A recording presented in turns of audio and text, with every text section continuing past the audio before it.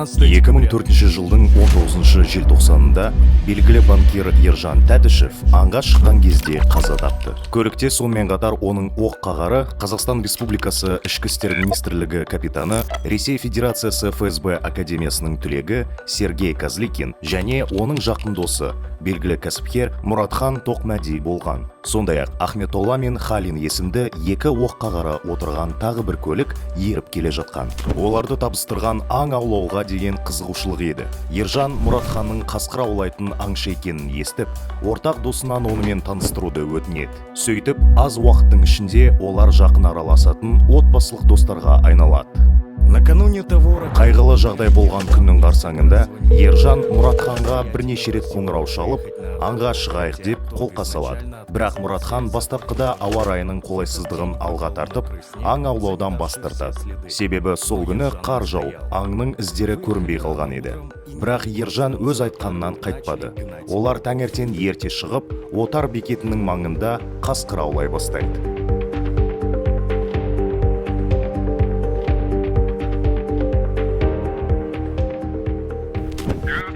Міне осы уақытта ол оқ атуға болмайтынын түсініп, күзетшілер мылтық лақтырады. Міне мынаны Мұратханға беріп жібер дейді.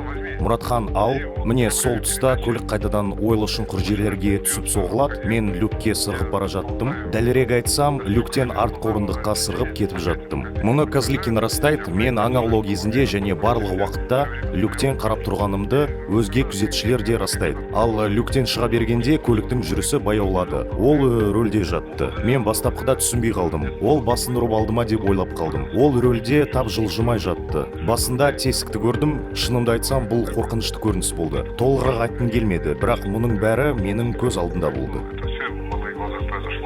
на первый Балу кезінде Козликин жоғары жылдамдықпен келе жаттық. Көлік жолдың кедір-бұдыр жерінен өткенде 2-3 рет шайқалып кетті. Сол кезде сол жағымыздан атылған оқтың дауысы естілді. Көлік тоқтай бастады. Мен артқа бұрылып қарадым, сол кезде Мұратханды көрдім. Қарудың қайда болғанын нақты айта алмаймын. Осы кезде Мұратхан орындыққа отырып жатты. Кейінірек ол куәлік ету кезінде бұл жайтты өзгертеді, ал әзірге көлік тоқтайды және олар Ержан шүйдесінен тиген оқтан қайтыс болғанын түсінеді.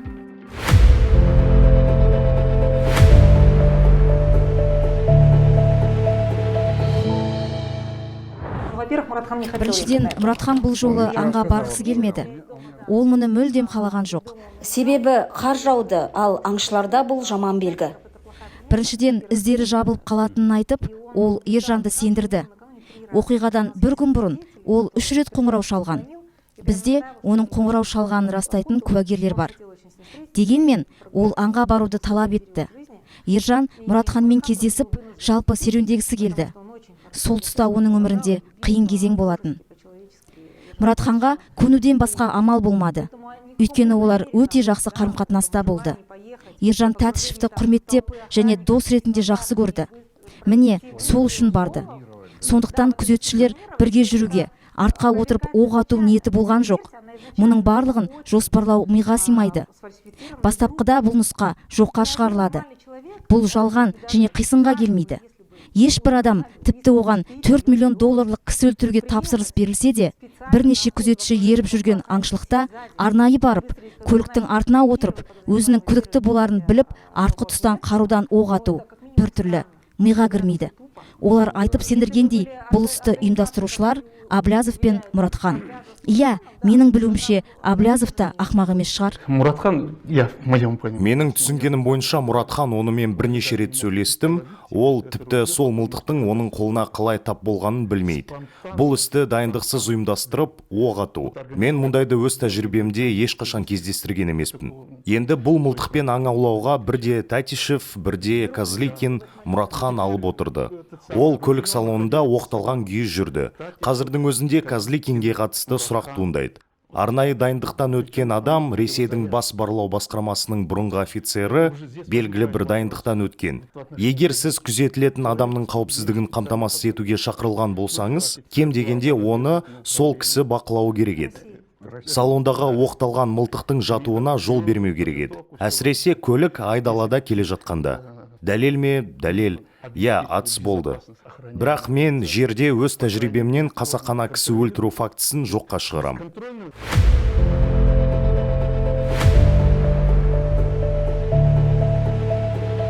3 жылға созылған тергеу мен сот отырыстары нәтижесінде апелляциялық сотта заңды күшіне енген 2 ақтау үкімі шығады. Олардың негізінде бірнеше сараптамалық қорытынды бар.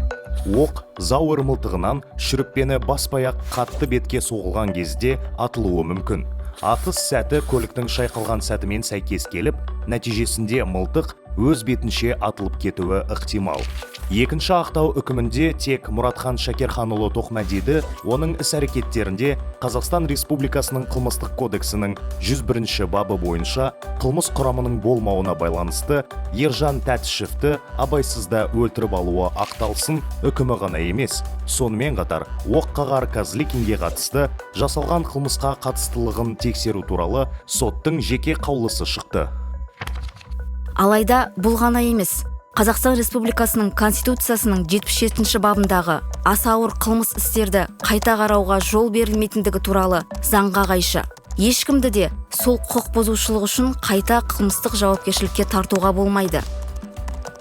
Жамбыл облыстық сотының сол кездегі төрағасы Ержан Тәтішевке абайсызда өлім жазасына кесу туралы іс Тараз қалалық сотына қайта қарауға жіберілді.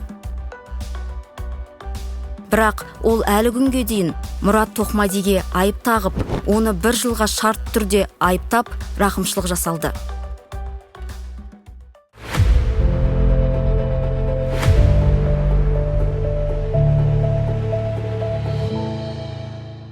Он 3 жыл өтті. Мұратхан Тоқмәди еліміздегі Экспо сынды аса маңызды объектілердің құрылысына өз үлесін қосқан Казстройстекло шыны қалдықтарын өнеркәсіптік қайта өңдеу зауытын салды. Бұл зауыт Қазақстанның ең үздік өндірістік кәсіпорны ретінде алтын сапа сыйлығымен қоса, басқа да көптеген марапаттарға ие болды. Түрлі ордендермен және медальдармен марапатталды.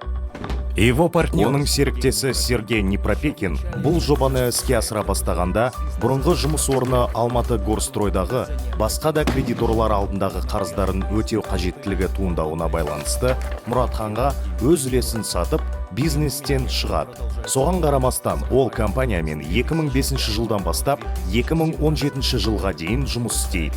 Мұратханның зауыттарына тұтқындалғанға дейін құны миллиардтаған сома тұратын тапсырыстар беріп, онымен достық қарым-қатынасын сақтайды. Ержан Тәтішевтің кезінде жобаны іске қосу үшін БТА банкінен алынған 4 миллион 200 мың еуро несие Форте банкте қайта қаржыландыру арқылы өтеледі. Бақытты некеде 5 бала өсіп жатады.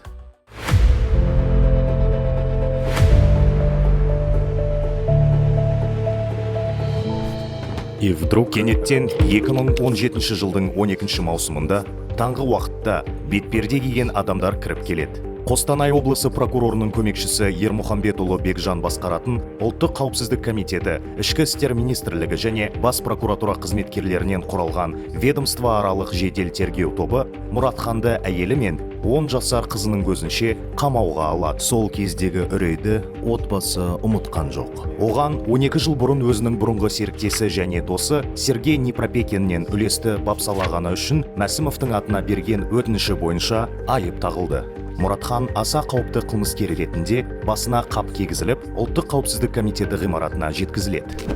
Осы уақытта бас прокуратура, Ұлттық қауіпсіздік комитеті және Арыстан арнайы бөлімшесінің 200-ден астам қызметкерінің қатысуымен, оның үлкен балаларының, туыстарының үйінде, Алматы мен Астанадағы зауыттарда тексеру және тінту жұмыстары жүргізіледі. Жұбайы Жәмилаға адвокат жалдауға тыйым салынады. Жертөледен және ауладан кенеттен тапанша мен жауынгерлік оқ-дәрілер табылды. Сонымен қатар, мұның бәрі елдің белді телеарналарында көрсетіледі. Кәсіпкер Мұратхан Тоқмәдиді бұрынғы серіктесінің өтініші бойынша қамауға алу аса қауіпті қылмыстық топты ұстау фактісі ретінде ұсынылады. Дәл сол кезде бәрі түсінікті болды. Барлық күшті құрылымдардың қатысуымен болған бұл көзбояушылықтың шын себебі басқада еді.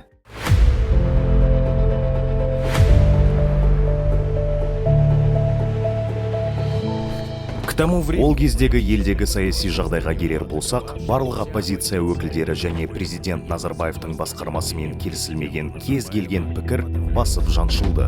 Назарбаевтың сағы сынбаған ең мықты қарсыласы әйгілі кәсіпкер және бұрынғы энергетика министрі Мұхтар Әблязов еді. Ол Қазақстанда көптеген активтерге ие болды және елдегі ең ықпалды және беделді бизнесмендердің бірі болып саналды. Алайда, Қазақстанның демократиялық таңдауы оппозициялық партиясын құрып, Назарбаев режимін тікелей сынға алғаннан кейін ол қамауға алынып азапталды және сотталды.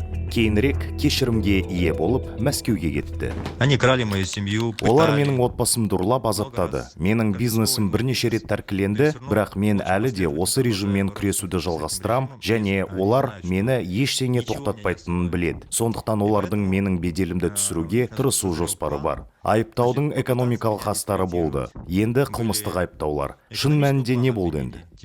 Ержан Тәтішев аң аулауды жақсы көретін, ал Мұратхан Тоқмади оның досы болған. Бірақ өкінішке қарай мен мұны кейін білдім. Мен Тоқмадиді танымаймын да, және мен онымен ешқашан бизнесте де жолыққан емеспін. Оның үстіне бизнесі ауқымды емес қой, сондықтан онымен байланыс болмады. Міне, жазатайым оқиға орын алып, сот абайсызда кісі өлтіру туралы шешім шығарады. Мен ақыры ештеңке түсінбедім, сонымен кім кінәлі? Бірақ бұл абайсызда болғаны ол факт. Тоқмади зауыты бар, қалталы болды. Өздеріңіз білесіздер, сіздердің көпшілігіңіз білесіздер, мұны жасау ары кетсе $100,000 жеткілікті. Міне, Тоқмадиге сол көлікте отырады, артында күзетші басқа көлікпен келе жатты. Одан қалды Ержанның інісі Еркін Тәтішев, солармен бірге келе жатты. Сонша адамның көзінше адамды өлтірмейтін шығар. Бұл жазатайым жағдай. Өмірде мұндай жағдайлар өте көп. Егер сіз Мұратханның YouTube-тен оқиғаны баяндағанын көріңіз, кейін бұған КТК өзінің дәлелдерін келтіреді. Онда Әблязов банк басқарған кезде $4 миллион несиені есептен шығарды деп айтылған. Мен бұл туралы өткенде де айттым. Бізде банк үнемі халықаралық аудиттен өтті. Барлық несиелер орнында кешірілген жоқ, есептен шығарылған жоқ. Ол оны басқа банктен несие алып жапты. Қазір есімде жоқ, қателеспесем, ол Альянс банк болу керек. Оны тексеру өте оңай, банк балансын қарадым, барлық қарызы өтелген. Өтірікке жол бермеу керек, оны тексере салу оңай. Біздің тергеушілер өкінішке сауатсыз. Бірнеше рет айтқанымдай, билік ақымақ, және ол деректерді оңай тексере салуға болады. Бұл бірінші. Екіншіден, олар менің жұбайым Әблязова Алма Шалабаевада офшорлық компания болғанын және сол арқылы Тоқмадидің ақшасын аударғанын айтты. Бұл да өтірік. Менің жұбайымда ешқашан офшорлық компания болған емес. Ол ешқандай ақша аударған жоқ. Енді сот басталған кезде барлығы бірден ұмытылады. Бәрі қайта жасалды. Енді сот басталған кезде барлығы бірден ұмытылды.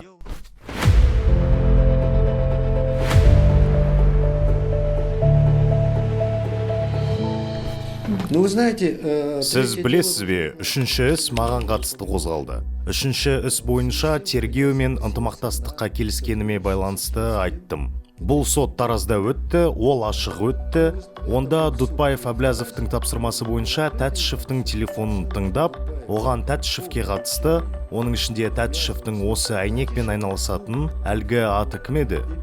Тоқмадимен аң аулайтыны туралы ақпарат берген екенмін. Ол маған не үшін керек? Тәтішев пен Тоқмадидің дос екенін бүкіл Алматы біледі емес пе?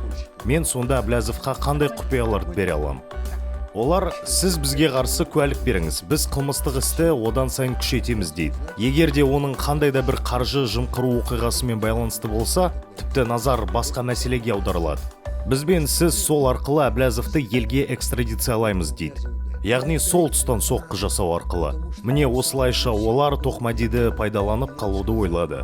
Бұл негізі Әблязовты экстрадициялауға талпынған екінші емес, үшінші әрекет болатын. Мен сол кезде олармен ынтымақтастыққа келістім. Жарайды, мен оны мойындаймын, бірақ мен ол кезде ұзақ уақыт жақындарымның көз жасын ойладым. Менің реномем не? Неліктен? Мен олармен сауда жасауға келістім. Олар оның орнына менің туыстарымды босатады. Бауырым Рүстемді соттаса да оған нақты мерзім берілмейді.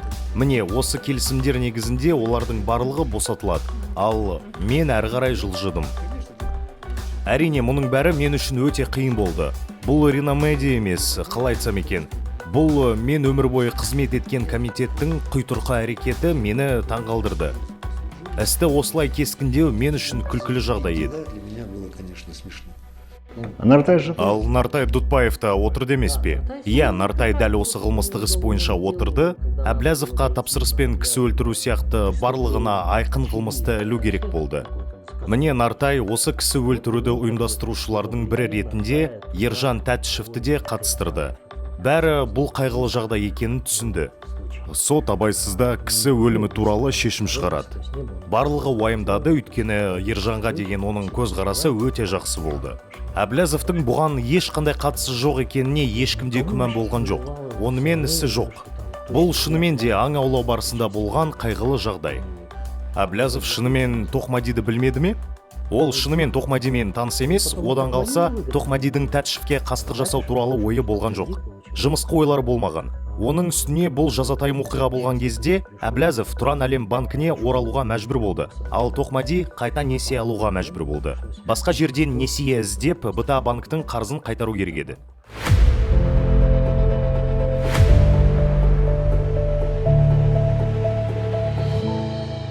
Сразу после ареста Қамауға алынғаннан кейін ведомство аралық жедел тергеу тобы басшысы Бекжан Ермұхамбетұлы ұлттық қауіпсіздік комитеті полковнигі Руслан Ысқақовпен бірге барлық іс-әрекеттің жасырын кураторы Мұратханды өзіне өзі қарсы сөз айтуға мәжбүрлей бастады. Сенің бізге керегің жоқ, Непропекиннің тіпті де.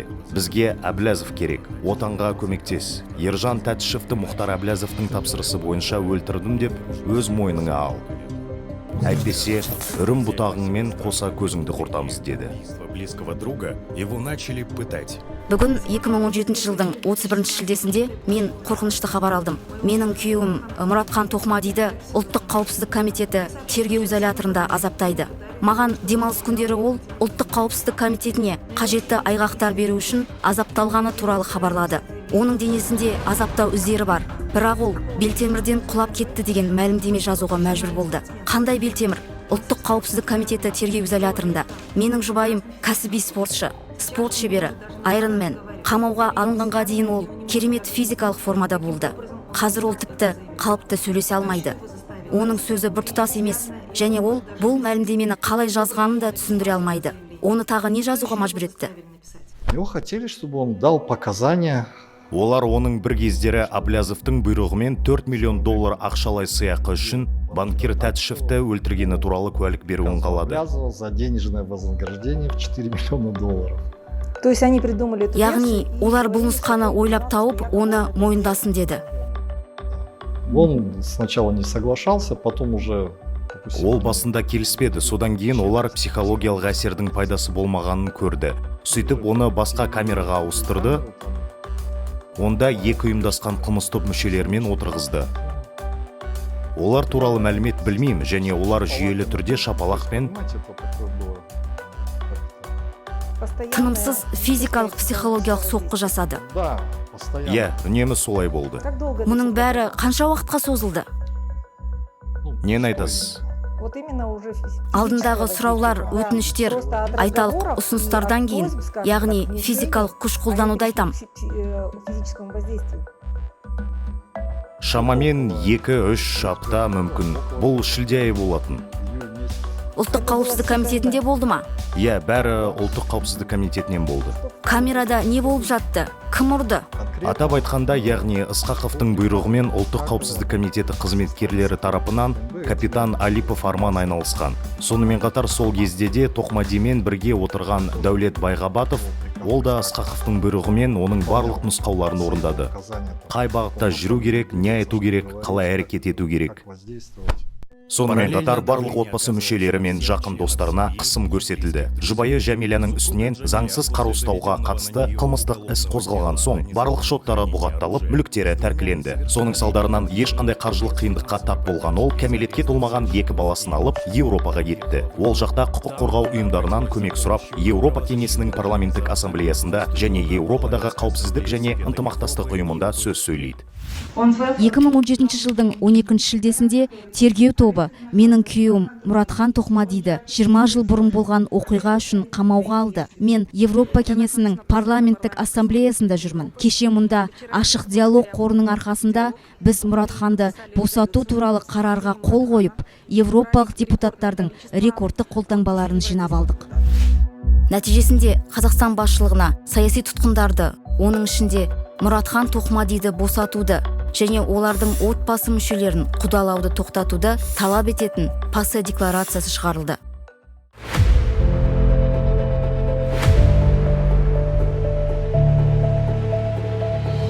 Сол кезде бәріне түсінікті болды. Мұратханның қамауға алынуы Мұхтар Әблязовты отанына экстрадициялаудың тағы бір амалы еді.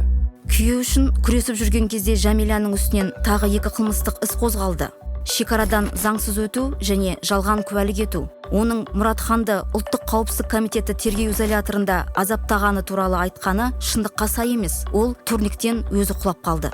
Барлығы істен шеттетілгеннен кейін бірде-бір адвокатсыз қалған Мұратхан Ысқақовтан хабарлама алады. Ол жерде Жәмиля сені тастап кетті. Оны экстрадициялап 3 бап бойынша соттайды. 15 жылға бас бостандығынан айырады. Балаларды жетімдер үйіне жібереді делінген. Мұратханға оның аңдуда екенін дәлелі ретінде әйелі мен балаларының шетелдегі бейне жазбасы мен фотосуреттерін көрсетеді.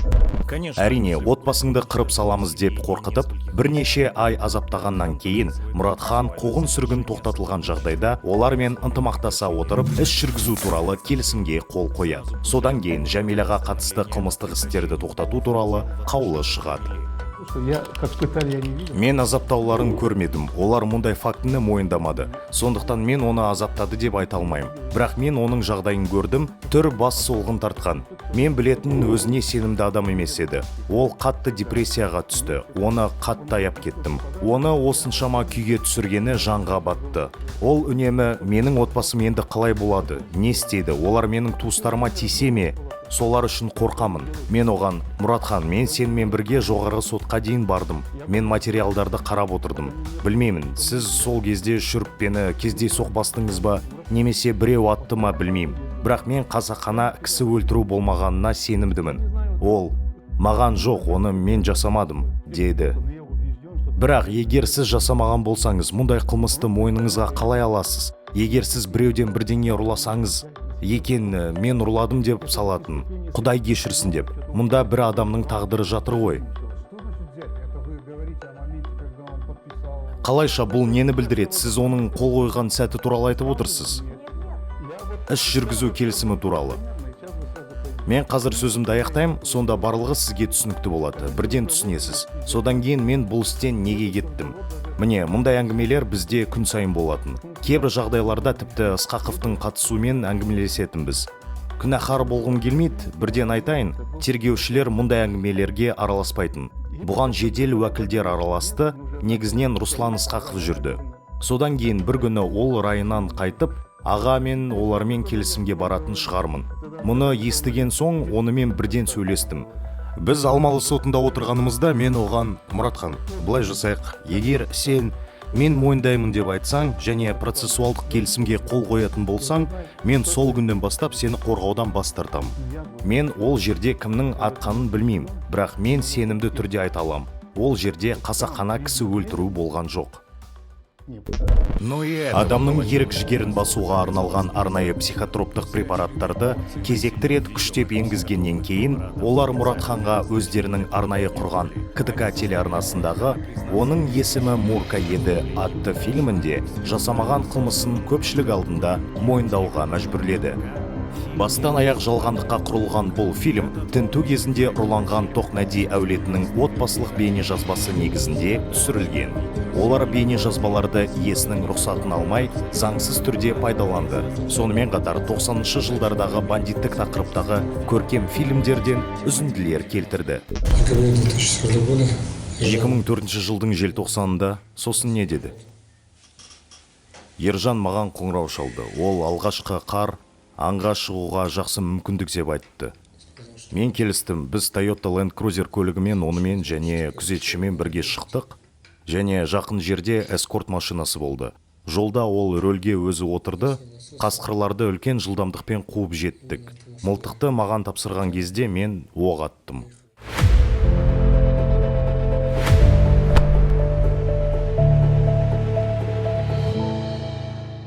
Согласно Қол қойылған процессуалды келісімге сәйкес бас прокуратура Жамбыл облыстық прокуратурасы атынан бұл заңсыз болған Мұратханға осы қылмыс үшін ең төменгі шектеу мерзімін тағайындауға міндеттелді. Онымен қоймай, Ермұханбетұлы мен Ысқақовқа Әблязовты экстрадициялағаннан кейін Ұлттық қауіпсіздік комитеті госпиталінде 5 жыл жатқызуға және мерзімінен бұрын шартты түрде босатуға уәде берді.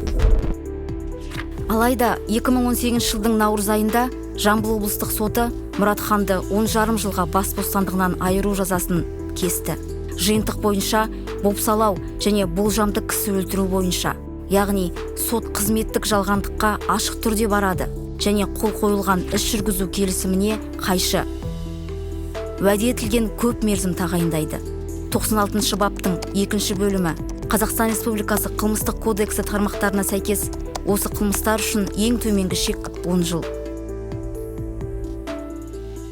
Сіз прокурормен жасаған іс жүргізу келісімі айыптауға көмектескен адам сотталғаннан кейін ғана жүзеге асырылуы мүмкін. Түсінікті, е? Сіз айыптаған адамға қатысты үкім заңды күшіне енгеннен кейін ғана сіз прокурормен жасасқан процессуалдық келісім жүзеге асырылады. Будет реализовано процессуальное соглашение, которое вы заключили с прокурором. 2018 жылдың 16 наурызындағы соттан кейін оны Ұлттық қауіпсіздік комитеті тергеу изоляторының жеке камерасына, содан кейін нөмірі SI-18 тергеу изоляторына қамап қояды. Ол жерде 3 жыл 3 айдай уақыт заңсыз түрде ұстап отырады. Арнайы 18 тергеу изоляторы есеп бөлімінің бастығы Әбдікәрімованың айғақтарынан мекемеде болған кезінде Тоқмади Ұлттық қауіпсіздік комитеті бақылауындағы арнайы оқшауланған үй-жайда ұсталды. Біздің мекеменің қызметкерлері оған жіберілмеді және онымен байланыс болмады. Тоқмади Қазақстан Республикасы Ішкі істер министрлігі қажықының құпия деген белгісі бар хат негізінде сотталғандардың жалпы массасынан бөлек жерде ұсталды. Ұлттық қауіпсіздік комитеті орталық аппараты тарапынан бақылауды Хамид Абдугани жүзеге асырды.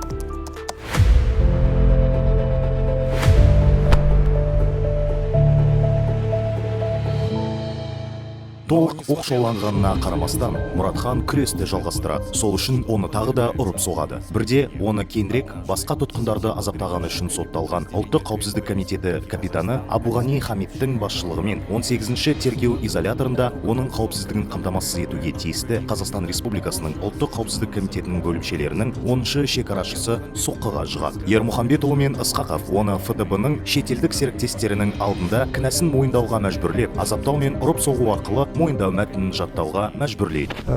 Небезызвестный на сегодняшний день Искаков Руслан. Бүгінгі күнде танымал Ысқақов Руслан: тыңда, міне, бізге Әблязовты экстрадициялау міндеті тұр дейді. Осыдан кейін мені Тоқмади ісі бойынша шетелдік мамандары әңгімелесу үшін келеді. Дайында дейді. С тем, чтобы побеседовать.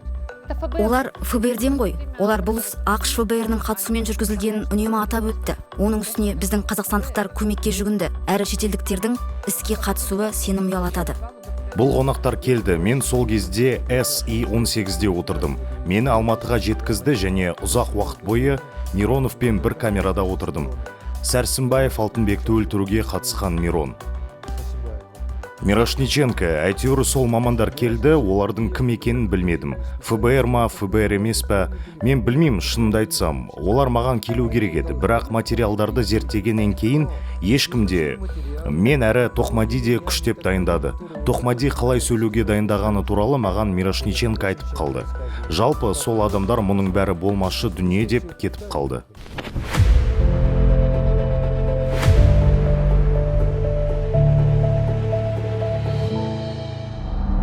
Осыдан кейін бұл әрекеттің авторлары да, орындаушылары Мұратханның кісі өлтіруге кінәлі емес екенін, бірде-бір объективті дәлел жоқтығын түсінеді. Мұны азаптау мен мойындатқанын аңғарады. Қазақстан Республикасы Конституциясының 77-ші бабы. Заңсыз жолмен алынған дәлелдемелердің заңды күші жоқ. Ешкімді тек өзінің мойындауы негізінде соттауға болмайды. Тіпті Еркін Тәтішев бастамасымен жасалған америкалық сараптама да өрескел заң бұзушылықтарға жол береді. Біріншіден, Мұратхан бұған қатысқан жоқ. Ол өзі болмады делінген. Десек те, ол Ұлттық қауіпсіздік комитетінің тергеу изоляторында болды. Екінші тергеу эксперименті ашық даладағы трагедия орнында емес, ұлттық қауіпсіздік комитеті ғимаратына іргелес жатқан асфальтталған алаңда статикада жүргізілді. Сондай-ақ оқиға кезіндегідей көліктің сағатына 90 шақырым жылдамдықпен ойлы-ғырлы жермен жүрісін динамикада бейнелемей, қозғалыссыз күйде ғана қарастырылған. Осындай күрделі қылмыстық істер туындаған кезде біз басқа мемлекеттердің мамандарын тартпауға тырысамыз. Өйткені олардың сараптамалары, мен оларды...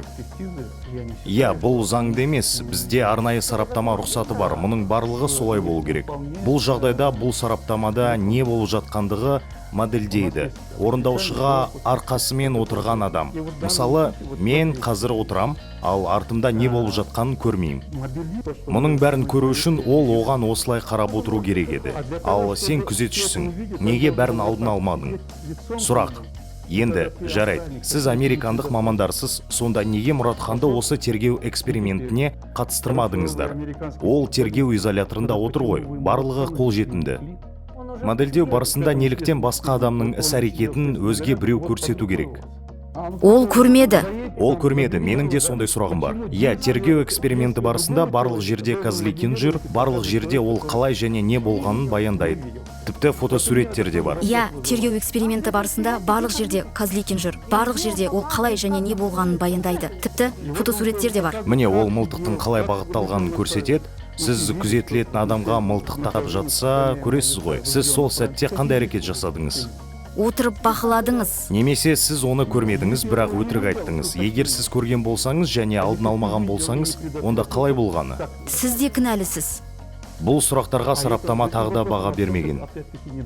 Қару-жараққа қатысты жасалған қорытындыларын 2004-2006 жылдардағы алғашқы екі ақтау үкімін шығарған кезде негізге алған сарапшылар Бишманов пен Уфимцев оны пара алды деп айыптайды. Тоқмәди үшін қажетті деген тұжырымдар үшін ақша алған деген тұжырым жасайды. Алайда іске қатысты тағы бір сараптама жасалады. Оны Қорған орталығы жауапкершілігі шектеулі серіктестігі жасады. Ол 2017 жылдың наурыз айында Мұратхан қамауға алынғанға дейін 3 ай бұрын және алғашқы сараптамалардан кейін 13 жыл өткен соң жасалды.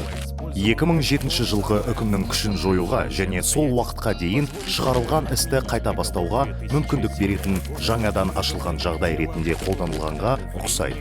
Бұл іске қатысты ол кезде 6 сот актісі шығарылған. Согласно этому заключению, на ружье, Осы тұжырымға сәйкес, оқ атылған мылтықтан зақымдану мен желімнің іздері табылған.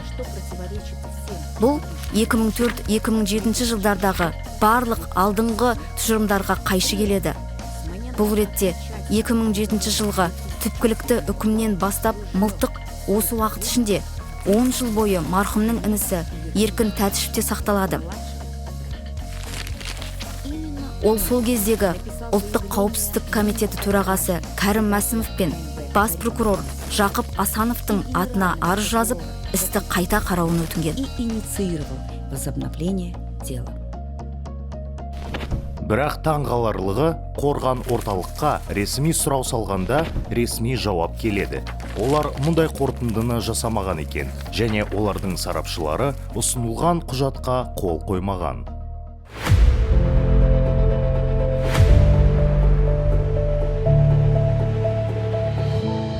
2018 жылдың қараша айында сол Жамбыл соты Мұхтар Әбіләзовқа Ержан Тәтішевті өлтіруге тапсырыс беруші ретінде өмір бойына бас бостандығынан айыру үкімін шығарды.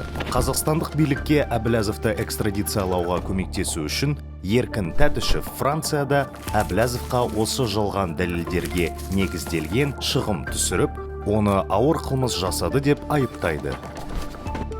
Алайда Франциядағы сот Тәтішевтің бұл шығымынан қанағаттандырмайды. Әбіләзовты Қазақстан билігінің қудалауы саяси себептерге негізделген еді.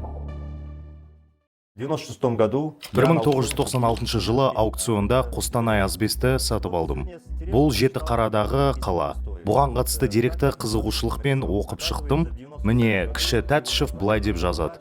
1996 жылы оны Ержан Тәтішев өзі сатып алып, осы жобаға тағайындайды. Ержан Тәтішев ол уақытта Тұран Әлем банкінде жұмыс істеп жүрді. Бұған дейін Ержан Тәтішев Қазкоммерцбанктың бірінші орынбасары болып жұмыс істеді. 90-шы жылдардың басында мен Астана холдинг банкімді Қазкоммерцбанкпен біріктірдім. 50-де 50 үлесіміз болды.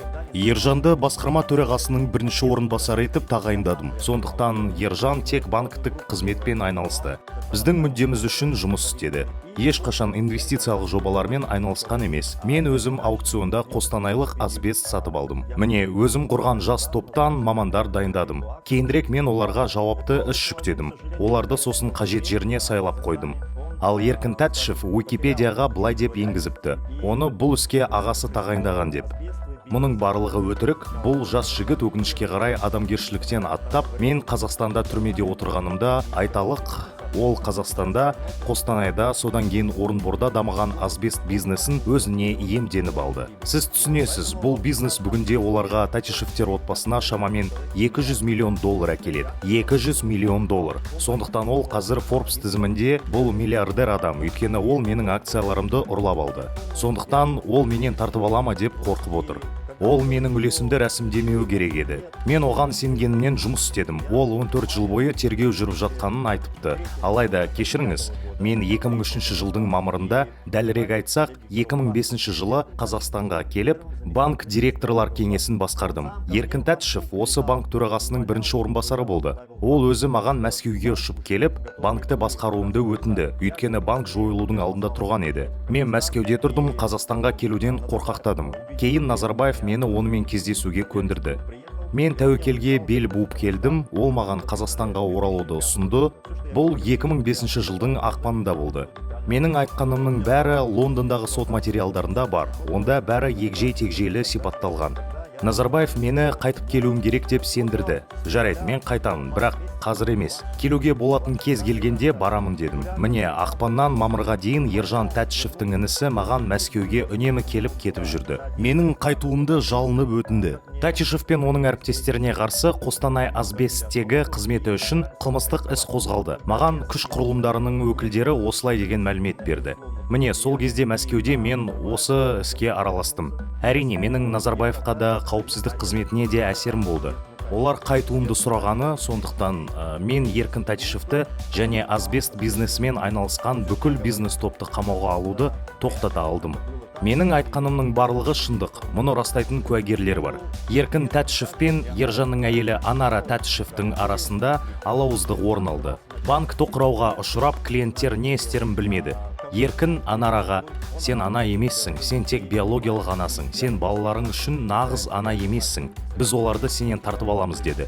Сөйтіп мен келіп жағдайды тұрақтандырдым. Осылайша Анара Австрияға кетті. Бүгінде алпамыс Тәтішев айып тағып отыр. Бірақ сол тұста ол кішкентай болды. Ол ештеңе білмеді. Бүгін ол Еркін Тәтішевтің сөзін сөйлеп отыр. 2009 жылға дейін мен оларға Австрияға жиі барып тұрдым. Сонымен қатар Анара Тәтішева немерелеріне Ержанның ата-анасымен сөйлесуге тыйым салды. Олар Еркін Тәтішевпен араласпады. Араларындағы туындаған жанжалдан соң қатынас үзілді. Тек менің араласуымнан кейін Анара ашуын басып, Ержанның ата-анасы Венаға келгенде немерелермен кездесуіне рұқсат берді. Көрдіңіз бе? Міне, осылай болды. Сонымен Еркін Тәтішев 14 жыл бойы тергеуде болды деп айтылғанда, кешіріңіз, ол 2005-2009 жылдары менімен бірге менің басшылығыммен жұмыс істеді. Біз бірге жоба жасадық. Оны Грузия қаржыландырды. Бізге Грузия экономикасының дамуына қосқан үлесі үшін орден табыстады. Саакашвилидің бірлескен фотосуреттеріміз бар. Міне, сол жігіт, мен оны тіпті оның атымен атағым да келмейді. Шынында нақұрыс. Ол қаскөй. 2017 жылы Кәрім Мәсімовпен бірігіп, ұлттық қауіпсіздік комитеті маған қарсы тағы да іс қозғап, мені Франция қуып шығуға әрекеттенген. Сол үшін барын салды. Жалпы бір сөзбен айтқанда, бұл тек ұлттық қауіпсіздік комитеті агент емес, сонымен қатар Ресей Федерациясының ФСБ-ның агенті. Кәрім Мәсімов және Еркін Тәтішевтердің ойластырған ісі. Сонымен қатар Ресейде Васильев Владимир Абугалевич деген бар. Ол мемлекеттік думадағы біртұтас Ресей фракциясының басшысы. Оны көбі қазақ деп есептейді. Бір кездері бұл жас жігіттер оның қас-қабағын бақты. Олармен бірге ым-жымы бір болды. Сол кісі осы ұрылар мен өтірікшілерді қызғыштай қорыды. Ең қорқыныштысы, бұл адамдар жүйеге жұмыс істейді. оны күшейтеді, тапсырыстарды орындайды, өтірікші. Бұл адамдар біздің елде болып жатқан барлық қылмыстардың сыбайластары. Өйткені олар ұлттық қауіпсіздік комитетінде агенттерді де қаржыландырады. смотрите, а вот Аблязов Қараңызшы, Әблязов Мұратхан Тоқмадиді білмейтінін айтты. Ол Еркін Тәтішевті білді ме? Әрине, ол Еркін Тәтішевті таниды, себебі Еркін Тәтішев шын мәнінде ол көтерді. Інісін көтерген ағасы Ержанды емес, Мұхтар көбірек қолдау көрсетті. 17 жасында Мұхтар Әблязов Еркінді өз есебінен Мәскеуге оқуға жіберді. Мәскеуде ол сүйреді, содан кейін оны осында алып келді, қаржы департаментінің директоры етіп сайлап қойды. Еркінге ол өзінің досының інісіндей қарады. Яғни бүгінгі таңда Еркін Тәтішевтің қолында бар нәрсенің бәрі Мұхтар Әблязовтың мұрасы. Азбест, Қазақ Азбест және тағы басқалары бұл жобалар Еркін Тәтішевтікі емес еді. Мұхтар Әблязов бастапқыда содан кейін банктегі бірінші вице-президент болды. Бұл Ержан Тәтішевтің қайғылы қазасынан кейін. Бір өкініштісі қайғылы оқиғаға тапсырыс берген Әблязов деп шығарды. Мұның бәрі өтірік. Сол кезде билікке бір қылмыстық істі Әблязовтың мойнынан іліп, адам өлтіру ісі бойынша Қазақстанға экстрадициялау керек болады. Өйткені экономикалық қылмыстар бойынша оны елге әкелу мүмкін емес болмады. Бірақ бұл тұста Еркін бұйрықты орындап, Әблязовты барлық іске кінәлі етіп көрсету керек болды. Мұның бәрі ескі Қазақстанда болған жақсы түсінем. Бәлкім Еркін біреулерден бас тарта алмайтындай ұсыныс қабылдады ма? Егер сіз Әблязовтың айналасына қарасаңыз, көптеген бастықтар директорларына дейін қуғын сүргінге ұшырады. Біреулер тіпті елден кетті. Ал Еркін ешқандай қуғын сүргінге ұшыраған жоқ. Тіпті активтерге ие болып қалды. Мүмкін бұл арада бір уағдаластық бар шығар, әйтпесе оның тарапына қол сұғылмаушылығы таң қалдырады. Ескі Қазақстанда барлығы зардап шеккенде, ол судан ақ, үттен таза болды.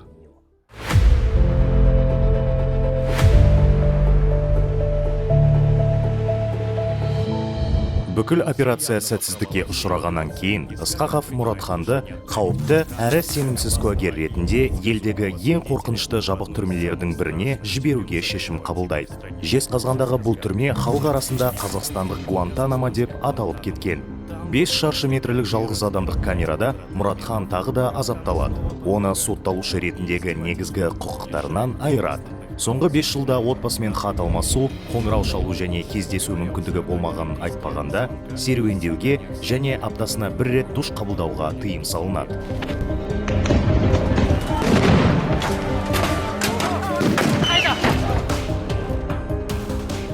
Тек 2022 жылғы қанды қаңтар оқиғасынан кейін осы істің басты ұйымдастырушылары Кәрім Мәсімов пен Руслан Ысқақов қамауға алынып, мемлекетке сатқындық жасаған үшін сотталғаннан кейін, яғни араға жылдар салып, Мұратханға алғаш рет адвокат жіберіледі. Іс материалдарына қол жеткізіледі және оны әйелмен кездестіреді. Осы кездесудің нәтижесінде Мұратхан Қазақстан Республикасы президенті Қасым-Жомарт Кемелұлы Тоқаевқа ашық хат жазып, алғаш рет 5 жыл бойы түрмедегі өмірі жайлы баяндайды. Бұл үндеу бас прокуратураға жолданды. Нәтижесінде азаптау фактісі бойынша қылмыстық іс қозғалды. Қасым-Жомарт Кемелұлы, біз сізден осы атышулы істі жеке қадағалауыңызды және Мұратханды босату арқылы әділдік орнатуды сұраймыз. Өйткені қазіргі билік біздің көптеген өтініштерімізге жауап қайтармайтындықтан. Ал бұл іс олақ түрде жасырылғанына қарамастан, ол өзіне және сізге деген сенімді жергілікті және әлемдік қоғамдастықтың алдында көтереді. Өйткені ел заңдары мен халықаралық конвенция бойынша көптеген бұзушылықтарға жол беріліп қана қойған жоқ. Елдің жетекші өндірістерінің бірі жойылды. Ал белгілі кәсіпкер, спортшы, отағасы және өз отанының патриоты еліне пайда келудің орнына 6 жылдан бері еліміздің азаматтары қатарынан алынып тасталды. Президент мырзаны адастыруға тырысқандардың жеке мүдделері үшін қамауда отыр.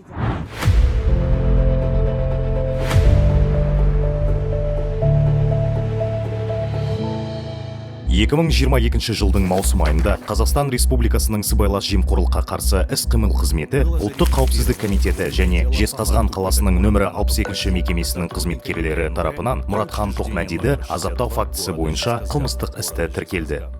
Однако дело было закрыто. Бас прокуратура Мұратхан Тоқмәдиге қатысты бұл істі әділдік орнату үшін емес, сол кезде тергеуде болған Мәсімов пен Ысқақовқа қысым көрсету мен түрлі айла шарғы жасау мақсатында ғана 3 рет іс қозғалып, тоқтатылғаны анық.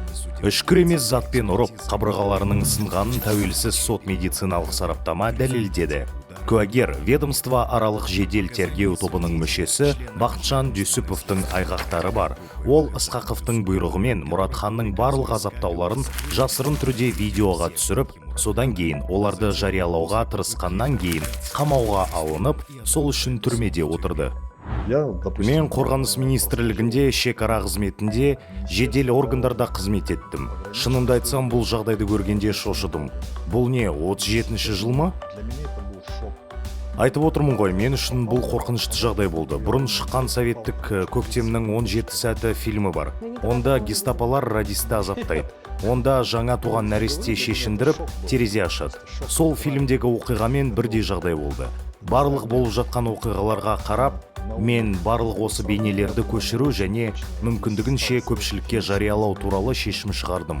Яғни қазан айы мен қараша айының басында болған азаптаудың барлығы дискіде. Мен әскери қызметкер болғандықтан бұқаралық ақпараттар құралына ешқандай қатысым жоқ болған соң, досымнан телеарналарға шығарудың жолын тауып беруді өтіндім. Мен оған осындай материал бар екенін айттым, оны жариялауға бола ма деп сұрадым. Бірақ кейін оны сәл кейінге шегердім. Бірақ бір жерде ақпарат сыртқа тарап кеткен сияқты. Сөйтіп, менің әрекетім ұлттық қауіпсіздік комитетінің қызметкерлеріне белгілі болды. 2018 жылдың 12 маусымында мені тұтқындады және 185 бабы мемлекеттік құпияларды жария ету бойынша айып тағылды. Мені Ысқақовқа алып келді. Ол маған, сен дискіні бересің бе, әлде ертең көрші камерада әйелің отырады деді. Менің 3 балам бар, мен олардың мұны істейтінін жақсы білдім. Яғни олар үшін қасиет деген ұғым жоқ. Бас прокуратура Мұратхан Тоқмәдиге қатысты әділеттілік үшін емес, сол кездегі тергеудегі Мәсімов пен Ысқақовқа қатысты қысым мен айла шарғы жасау мақсатында ғана олардың тоқтатылуымен 3 рет іс қозғауға бастамашы болғаны анық. Соған қарамастан екеуіне қатысты әділдік орнады. Олар бірнеше бап бойынша сотталған еді. Сондай-ақ кейінірек басқа тұтқындарды азаптағаны үшін ұлттық қауіпсіздік комитетінің қызметкері Хамид Абдуғани және тағы 11 қызметкер, сондай-ақ Жезқазған қаласындағы нөмірі 62 мекеме басшылығы шартты түрде мерзімінен бұрып босатылу құқығынсыз сотталды.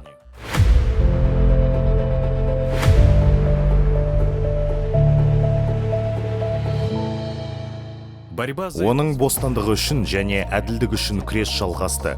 Процессуалды келісім бойынша өзіне алған міндеттемелерін орындауға бас прокуратураны мәжбүрлеуге қатысты бірнеше рет әрекет жасалды.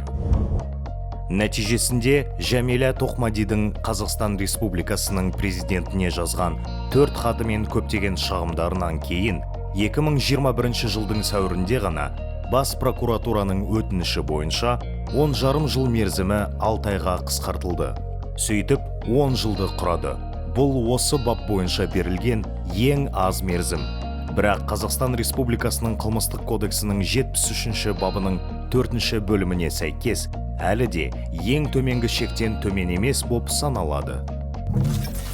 Ішкі істер министрлігінің қылмыстық атқару жүйесі комитетіне жасалған көптеген өтініштерден кейін 2023 жылдың қазан айында ғана 6,5 жыл түрмеде отырған Мұратханды тұрғылықты жері бойынша, яғни Алматы облысының Заречный кентіне ауыстыруға мүмкіндік туды. Жаза мерзімін қайта есептеу үшін бірнеше рет сотқа шағымдар берілді. Үкім заңды күшіне енгенге дейін Мұратханның ұлттық қауіпсіздік комитеті тергеу комитетінде және 18-ші тергеу изоляторында өткізген 1,5 күн болып есептелді. Сондай-ақ заңды шартты түрде мерзімнен бұрын босату туралы бірнеше рет арыз жасалды. Соңғы рет 2024 жылдың маусымында Қонаев қалалық соты өтінішті қанағаттандырды. Бірақ содан кейін Еркін Тәтішев тағы да кедергі келтірді.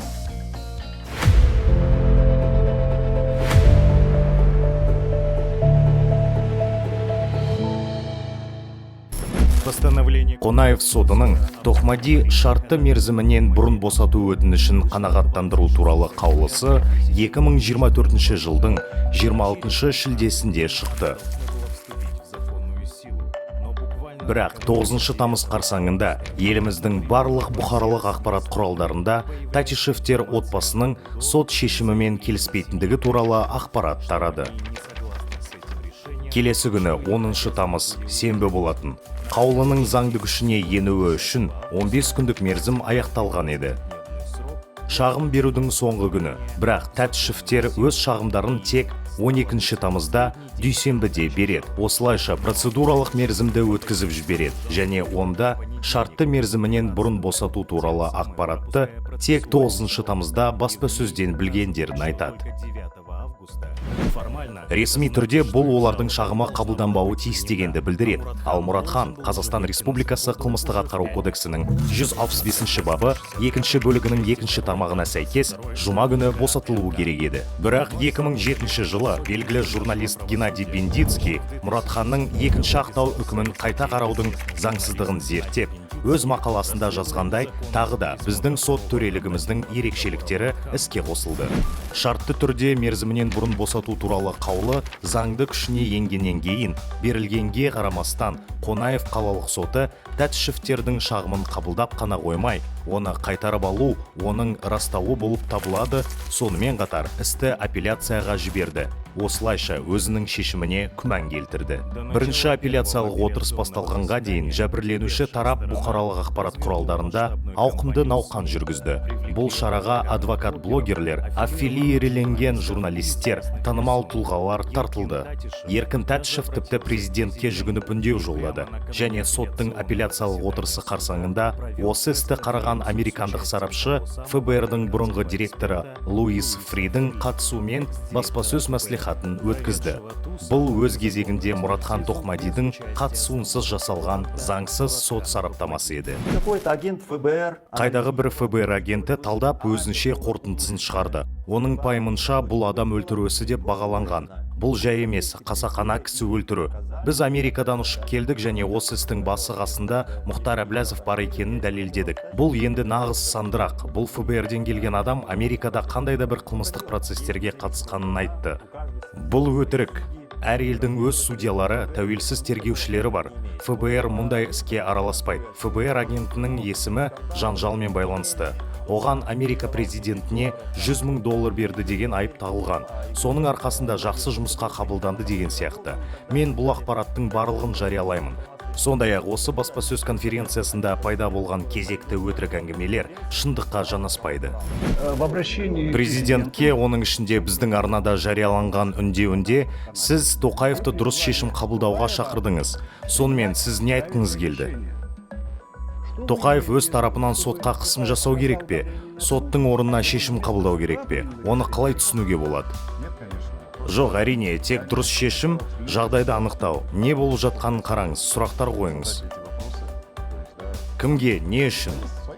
Өз жүйесінде бізде Конституция бойынша сот биліктің тәуелсіз тармағы болып саналады.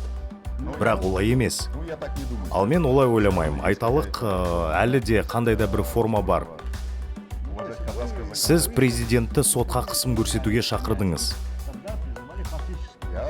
Жоқ, бұл дұрыс емес. Мен президентті сотқа қысым көрсетуге шақырған жоқпын. Менің бизнесім ұрлаған бұл жас жігіт. Айтпақшы, қазір оған кем дегенде 2 нысан жылына кем дегенде $200 миллион табыс әкеліп тұр. Ертең Тоқмади шығатын болса, ол шындықты айтады деп қорқады. Ол тіпті түрмеде азапталғаны туралы шындықты айтады. Сондықтан еркін қорқа бастады. Қараңызшы, оған қол аяғы дірілдеп тұр. Ол сатқын, ол жүйеге жұмыс істейді.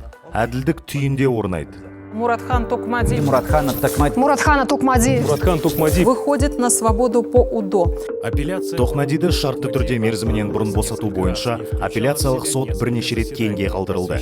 Және оған елдің барлық бұқаралық ақпарат құралдары қатысатын бірнеше отырыстар кіретіні айтылды. Нәтижесінде Қонаев облыстық соты Мұратханға шартты мерзімінен бұрын босату жазасы беруден бас тартады. Оған жақында табылған телефон себеп болыпты. Шын мәнінде бұл факт бойынша заңды тергеуде бейне дәлелдер де болған жоқ. Соған қарамастан Мұратхан Тоқмәди тағы да шартты түрде мерзімінен бұрын босатылу құқығынан айырылып қана қоймай, қатаң режимдегі түрмеге қамалды. Оның жақсы мінез құлқы ескерілмеді. Бұл оны шартты түрде мерзімінен бұрын босатуға өтініш білдіру мүмкіндігінен кем дегенде 1 жыл мерзімге айырды. Бұл қойылым Алпамыс Тәтішевтің азаматтық талабымен жалғасты. Әкесінің аңшылық кезіндегі қайғылы қазасынан 20 жыл өткен соң, ол Мұратханның отбасынан 100 миллион теңге моральдық шығын талап етті. Сот бұл соманы 10 миллионға дейін азайтты. Отбасының досы Мұратханның босатылуына мүмкіндік бермейтін ойдан шығарылған кедергіні жою мақсатымен бұл соманы толық өтеді.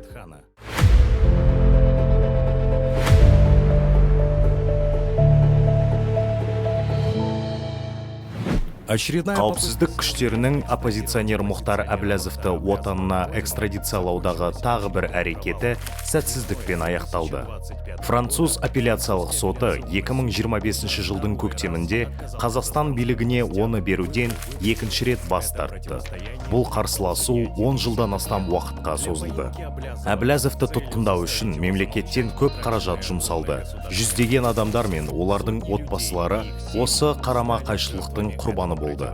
Оның ішінде 8 жылдан астам уақыт бойы жасамаған қылмысы үшін қамауда отырған Мұратхан Тоқмәди де бар. 5 бала өсті, 4 немересі дүниеге келді. Олар аталарын жақында алғаш рет көре алады. Тоқмәдидің отбасы оның бостандыққа шығуы мен осы іске қатысты әділдіктің орнауы үшін күресті әлі де жалғастырып жатыр. Осы жылдың шілде айында Еуропа қауіпсіздік кеңесінің жазбаша декларациясы шықты. Оған 20 еуропалық депутат қол қойып, Қазақстан басшылығынан Мұратханды босатуды талап етті. Бірақ оған қарсы ұйымдастырылып, қолдан жасалған бұл іске қатысы бар талай адам әлі де күштік құрылымдарда жұмыс істеп жүр. Мұратханның бостандыққа шығуына жол бермей, беделді қызметтерді иеленіп отыр. Дегенмен, біз ақиқатқа жетеміз. Шындық бәрібір аян болатыны сөзсіз. Был час, когда упал, и надо мной звенела вьюга. Был день, когда узнал любовь врага и зависть друга. Я шел, боль затая, смеялся я и горько плакал.